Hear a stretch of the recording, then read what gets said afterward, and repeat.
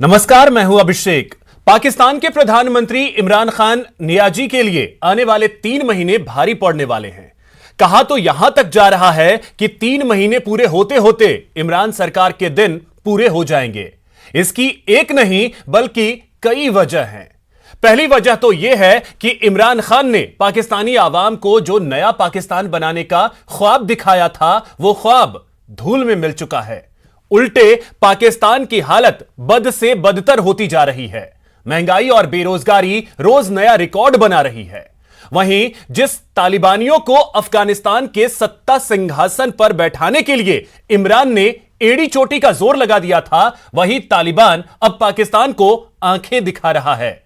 रही सही कसर भारतीय सेना के जवानों ने पूरी कर दी है, क्योंकि जिस आतंकवाद के जरिए इमरान अब खिलाफ उठ रहे विरोध के सुर दबाने में जुटे हैं, उन आतंकवादियों के खिलाफ भारतीय सेना के जवानों ने हुंकार भर दी है।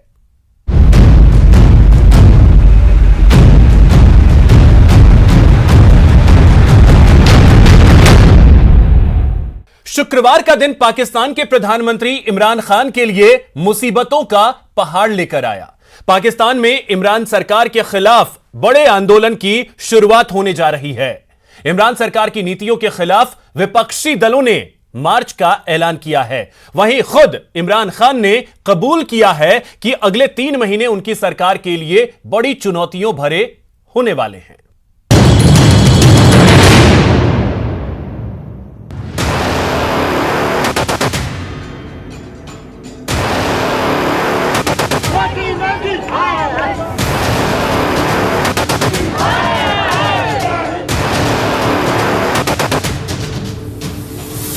मैंने 5 किलो आटा खरीदा, 1 किलो चीनी खरीदी, पत्ती और ऑयल भी मैंने खरीदा था, लेकिन वो मेरे बजट से ज़्यादा जा रहा था, इसलिए मैंने वो माइनस करवा दिया।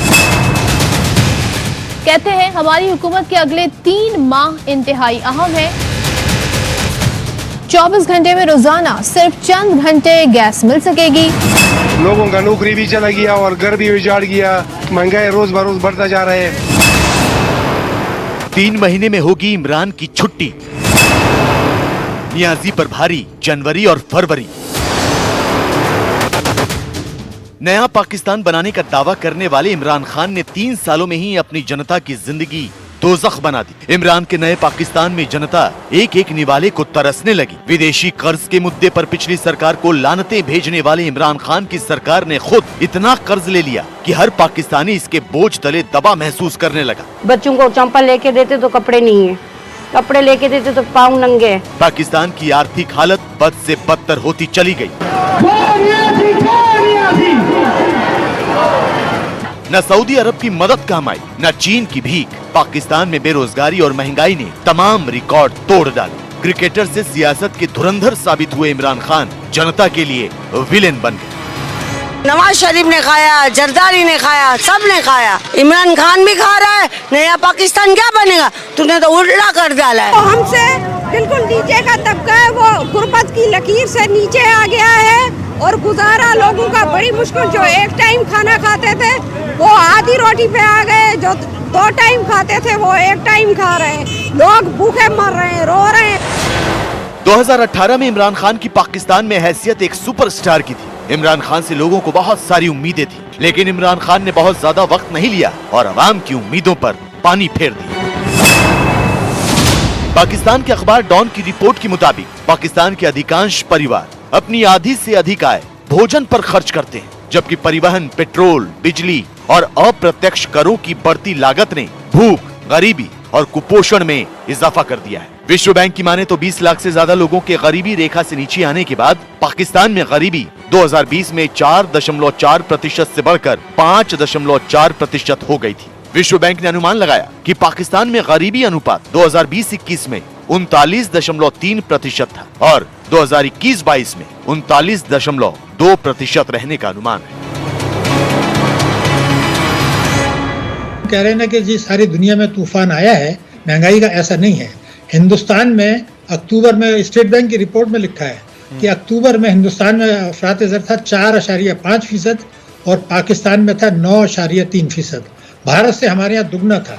हमारी महंगाई जो थी बांग्लादेश से भी ज्यादा है और श्रीलंका से भी ज्यादा है और भारत से भी ज्यादा है।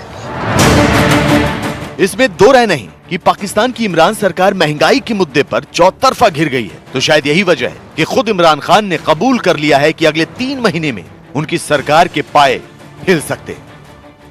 आपको आगाह करें, वजीर आजम इमरान खान की अहम गुफ्तगू सामने आई है। गुफ्तगू उन्होंने सीनियर सहाफी खावर घुम्मन से मुलाकात के दौरान उनकी गुफ्तगू सामने आई है। कहते हैं, हमारी हुकूमत के अगले 3 माह इंतहाई अहम है। आइंदा 3 माह में महंगाई को कंट्रोल करना होगा। हमारे बहुत से अच्छे कामों की तशहीर नहीं हो रही। मेरे फौजी क़यादत के साथ ताल्लुकात मिसाली नौयत के हैं। आर्मी चीफ को मजीद तौसी से मुतालिक अभी सोचा नहीं, नवंबर दूर है। इत्तेहादियों के साथ मिलकर हुकूमत 5 साल पूरे करेगी।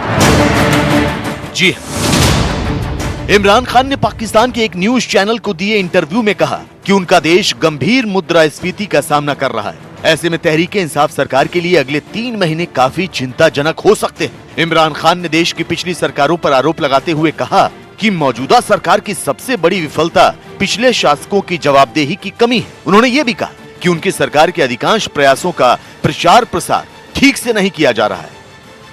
उसके कई कारण हैं। पहली बात तो ये कि उनको कोई तजुर्बा नहीं है इस तरह की हालात से डील करने का, और दूसरी बात यह है कि जो पॉलिटिकल क्राइसिस या उनके पास इकोनॉमिक क्राइसिस जो आई है उसका समाधान उनके पास है नहीं। उनके पास नहीं है, बल्कि उनकी गवर्नमेंट के पास भी नहीं है, उनके सेटअप में नहीं है। जिस तरह का उन्होंने पाकिस्तान ने अपना सेटअप को अडॉप्ट किया है, उस निज़ाम के अंदर इन समस्याओं का समाधान मुझको नज़र नहीं आता। पाकिस्तान आने वाले समय में 3 महीना नहीं बल्कि सालों इस समस्याओं से जूझती रहेंगी। इमरान खान का डर लाजमी भी है, लेकिन सिर्फ महंगाई, बेरोजगारी और बढ़ती अराजकता ही नियाजी की परेशानी की वजह नहीं है। इसके अलावा भी बहुत कुछ है जिसकी वजह से इमरान खान अपनी सरकार के गिरने की खुद ही भविष्यवाणी कर रहे हैं।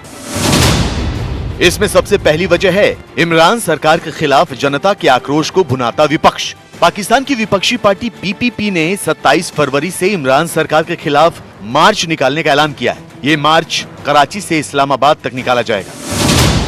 दूसरी वजह है पाकिस्तान सेना के चीफ कमर जावेद बाजवा का कार्यकाल। बाजवा का कार्यकाल इस साल नवंबर में समाप्त होने वाला है। हालांकि इमरान सरकार ने अब तक उनके सेवा विस्तार पर कोई फैसला नहीं लिया है, लेकिन माना जा रहा है कि बाजवा का कार्यकाल खत्म होते ही इमरान सरकार की उल्टी गिनती शुरू हो जाएगी। जनता के बीच में आक्रोश भी लगातार बढ़ता चला जा रहा है। वो जॉब्स चाहती हैं, वो चाहते हैं नौकरियां मिलें, वो चाहते हैं कि मुल्क में डेवलपमेंट हो, और वो डेवलपमेंट संभव नहीं है। पाकिस्तान ने अपना पिछले 25-30 साल में जो उसका पूरा जो टेंशन था, जो उसके फोकस थी, वो थी इस्लामिक मिलिटेंसी पे दूर करना, इस्लामाइजेशन प्रोसेस के ऊपर। उसमें उसको कामयाबी मिल गई, लेकिन इस्लामिक जो उसका एजेंडा है उसमें डेवलपमेंट कहीं भी नहीं था। बगैर डेवलपमेंट के जिस तरह की आइडियोलॉजी उन्हीं ने अडॉप्ट की, उसमें उस आइडियोलॉजी में डेवलपमेंट कोई फैक्टर नहीं बनता। इमरान खान को एहसास हो चुका है कि उनका सिंहासन हिल रहा है। इमरान खान को एहसास हो चुका है कि बतौर प्रधानमंत्री उनके दिन लदने वाले। जनता का आक्रोश, विपक्ष का विरोध, बाजवा का खत्म होता कार्यकाल और नवाज शरीफ की देश वापसी उनके लिए गले की हड्डी साबित होने वाली है।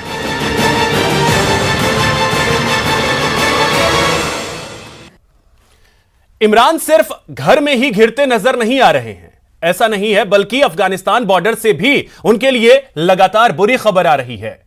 अफगानिस्तान में जिन तालिबानियों को सत्ता दिलाने में इमरान ने एड़ी चोटी का जोर लगाया था, अब वो ही तालिबानी इमरान के गले की हड्डी बनते जा रहे हैं। डूरंड लाइन पर तालिबानी पाकिस्तानी सेना को चुनौती दे रहे हैं। अफगानिस्तान के साथ इस सीमा विवाद के मुद्दे पर इमरान सरकार और पाक फौज भी आमने सामने हैं।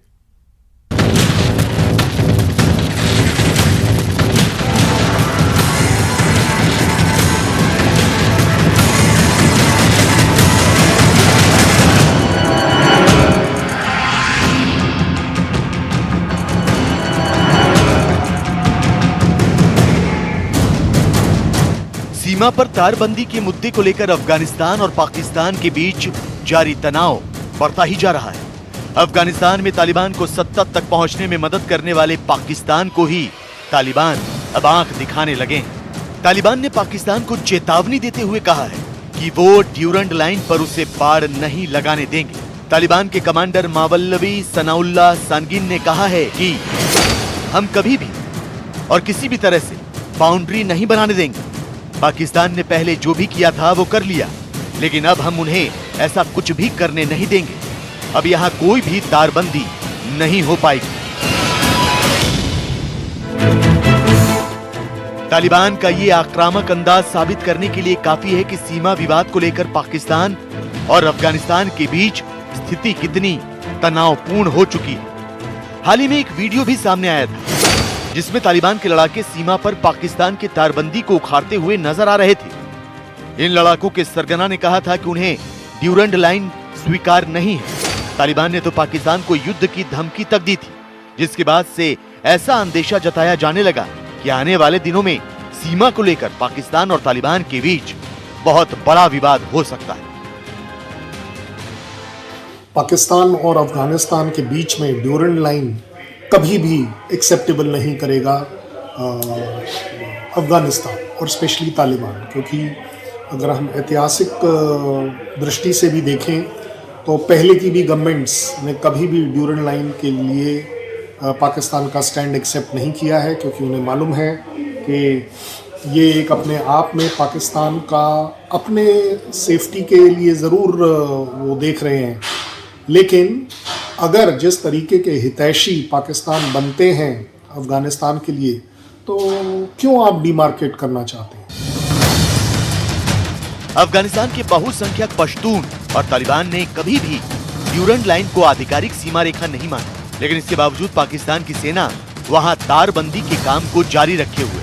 यही वजह है कि तालिबान ने अब अपने मददगार पाकिस्तान के खिलाफ भी जंग का ऐलान कर दिया है। हालांकि इस मुद्दे पर पाकिस्तान में भी घमासान मचा है। सरकार और सेना आमने सामने आ गई। दरअसल पाकिस्तान की सेना ने ऐलान किया है कि इस बाढ़ में शहीदों का खून लगा हुआ है। ऐसे में पाक अफगान सीमा पर बाड़ लगाने का काम पहले से तय योजना के अनुसार जारी रहेगा। वहीं इमरान खान ने दावा किया कि वो तालिबान के साथ इस मुद्दे को राजनयिक माध्यम से सुलझा लेंगे। पाकिस्तान के विदेश मंत्री शाह महमूद कुरैशी ने पिछले दिनों कहा था कि अफगानिस्तान के साथ सीमा विवाद का समाधान शांतिपूर्ण तरीके से और कूटनीतिक प्रयासों के जरिए किया जाएगा। हम मुकम्मल तौर पर फोकस्ड हैं और वेस्टर्न बॉर्डर मैनेजमेंट रजीम के तहत जो काम जारी हैं वो मुअय्यना मुद्दत में इंशाल्लाह पाया तकमील को पहुंचेंगे। बॉर्डर मैनेजमेंट के तहत पाक अफगान बैनुल-अक़वामी सरहद पे बाड़ लगाने का काम तकरीबन 94% मुकम्मल हो चुका है और पाक ईरान बॉर्डर पर 71% से ज़ायद बाड़ लगाने का काम मुकम्मल किया जा चुका है। पाक अफगान बैनुल-अक़वामी सरहद पर लगाई गई ये फेंस, ये दोनों अतराफ बसने वाले लोगों को सिक्योरिटी, आमदोरफ्त और तिजारत, इसको रेगुलेट करने के लिए इस वक्त की अशद जरूरत है।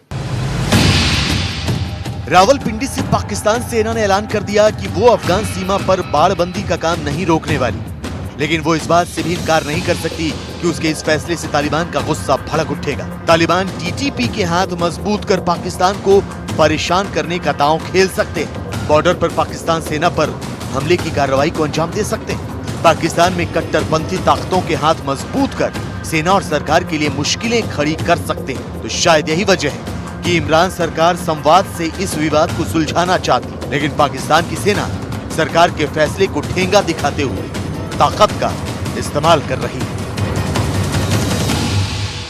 पाकिस्तान में महंगाई और बेरोजगारी चरम पर है। तालिबान ड्यूरंड लाइन पर आंखें दिखा रहा है। ऐसे में इमरान खान आतंकवाद को भारत के खिलाफ इस्तेमाल कर अपने विरोध में उठ रहे सुर को दबाने की कोशिश कर रहे हैं, लेकिन पाकिस्तान के वजीर आजम को यहां भी मुंह की खानी पड़ी है।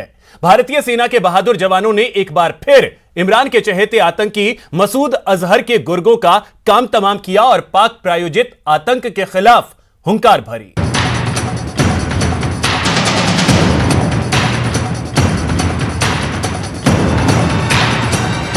आज की क्लास गया सामने 11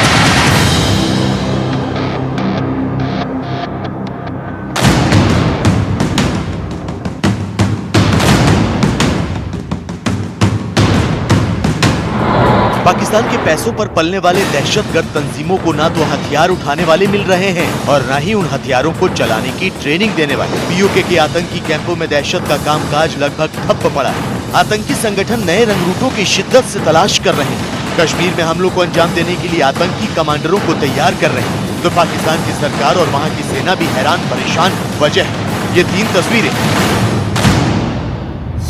पहली तस्वीर जम्मू कश्मीर के बडगाम की है, जहां सुरक्षा बल ने जैश-ए-मोहम्मद के 3 आतंकियों को मार गिराया। दूसरी तस्वीर जम्मू की है, जहां सुरक्षा बल ने पाकिस्तान का एक ड्रोन बरामद किया। और तीसरी तस्वीर पंजाब के मोगा की है, जहां 3 लोग पकड़े गए, जिनके पास से 2 ग्रेनेड, 2 पिस्टल, 1 मैगजीन और 18 जिंदा कारतूस बरामद किया गया।